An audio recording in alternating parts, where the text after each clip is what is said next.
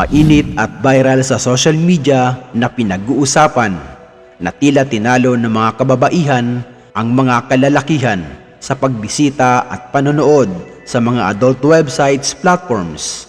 Ayon kasi sa year-in review ng adult website na Pornhub sa taong 2025, kabilang ang mga Pinay sa pinakaaktibong viewers ng naturang platform. Ayon sa mga nakalap na datos, 64% ng mga bumibisita sa website ay mula sa Pilipinas at karamihan dito ay kababaihan, dahilan upang mapabilang ang bansa sa tatlong may mas maraming babaeng viewers kaysa sa mga kalalakihan.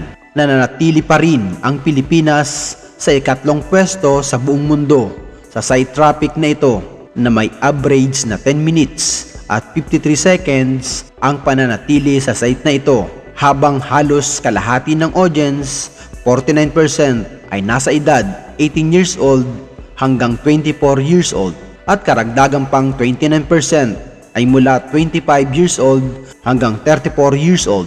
Kaya nasa top 3 search list ng naturang site ang salitang Pinay.